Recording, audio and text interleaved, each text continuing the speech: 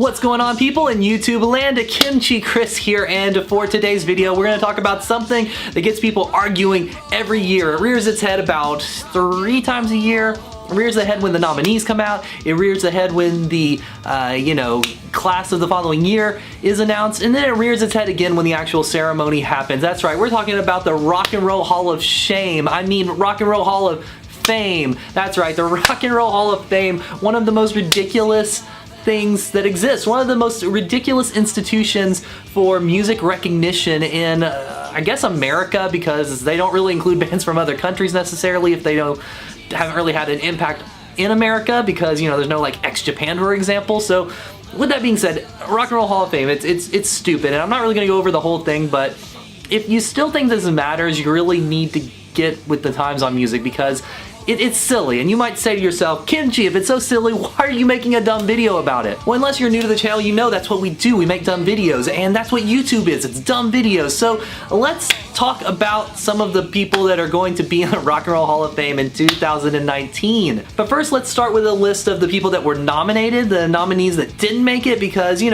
some of them probably should be there more so than some of the people that made it. So let's see who we got. We got Rufus featuring Shaka Khan. We got Todd Rundgren. We got John Prine. Apparently he looked young at one point in his life. We got Rage Against the Machine. We got LL Cool J, MC5, Devo, and Kraftwerk. Those are the acts that did not make the cut for the 2019 class of the Rock and Roll Hall of Fame. And if you ask me, some of these should have made it over some of the ones we're about to talk about. Most notably, I'm not a big Kraftwerk fan, but they should be there. They're a very influential band that's just done a lot. They have done a lot. They should be in there. One of the bands that I'm a bigger fan of that should definitely be in there would be MC5. MC5 not being in there is ridiculous, but you know what? At the same time, congrats on them even making the list, because a lot of the more aggressive bands just don't even make the cut. I mean, the Misfits, I don't think have ever even been on the list, but they really should be, because the Rock and Roll Hall of Fame is supposed to be about influence.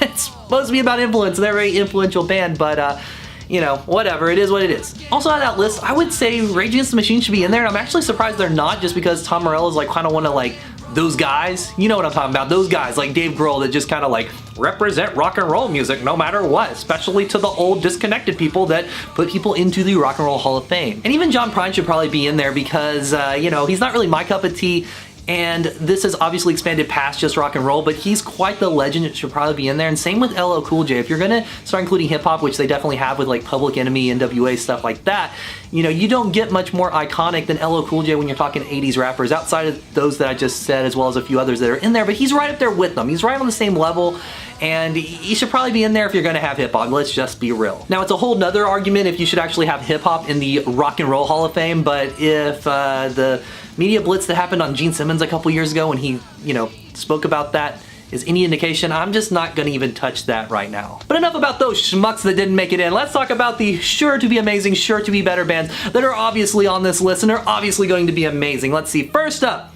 we got the Zombies. That's fine. Kind of surprised they're not in there. It's pretty unexciting to have them in there. I have nothing against them. They're fine. I really couldn't care one way or another too much on them, so that's fine. Next up, we have Roxy Music. Again, not a huge fan, but I'm kind of surprised they're not in there. Good band to have in there, but I'm kind of surprised they're not already, so you know what? Props to you guys. Doesn't excite me, but I'm sure a lot of people out there are excited by this one. Alright, next up you got the real stinker of the bunch, Radiohead. Yeah, you heard right, Radiohead. This is one of those bands I just don't understand. I don't get why people like them. I mean, a band like the Zombies that I just mentioned, or Roxy Music, I get how people like them. It's, pretty unremarkable to me, the stuff they've done, but they have their place.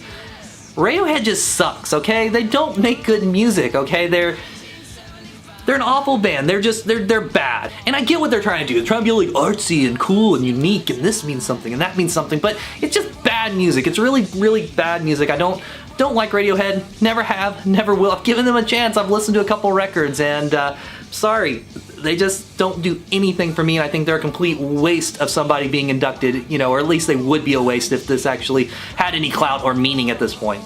And next up we have Stevie Nicks. Now, I like Stevie Nicks alright, I have nothing against her, don't listen to her on a daily basis by any means, but the fact that you're wasting an induction on someone that's already in there with their band, because Fleetwood Mac is definitely in there as a solo artist. Now, I know she's done quite a bit with her solo career, but it seems kind of pointless to me.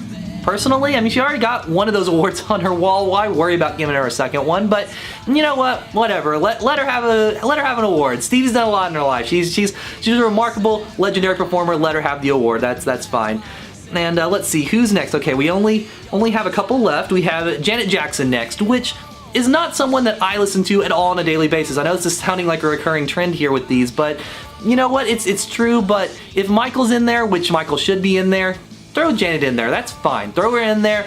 Good job getting Janet in there. I mean, honestly, that's completely fine. That one makes sense. And the two last bands on this list are two that I really do think matter and really should be in there if this thing actually even matters at all. And the first one is Def Leppard. I mean, Def Leppard along with Bon Jovi, Guns N' Roses, and Motley Crue really were the biggest rock bands of the 80s. Now, I believe Bon Jovi and I believe Guns N' Roses are already in there.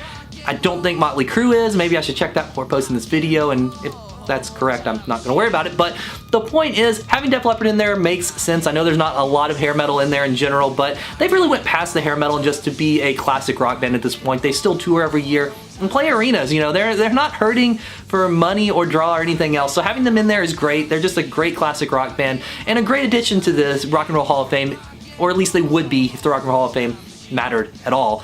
And the last one here would be The Cure. Now that's another one that I'm surprised wasn't there, and makes perfect sense. Another huge band in the 80s. You know, one of the biggest goth or, you know, new wave or whatever you want to call them bands. I mean, makes perfect sense to finally have them in there. I'm sure that Robert will cry on stage or something, you know, who knows what'll happen, but having The Cure in there, having Def Leppard in there, those make sense to me. Same with like Janet Jackson. That makes sense to me with their new model of having genres other than rock and roll music. But even with it ending on a strong note, it's still a pretty ridiculous list when you really start to think of some of the bands that aren't in there versus some of the bands that are in there. I mean, you're gonna have Radiohead in the Rock and Roll Hall of Fame before you have Motorhead, see what I did there?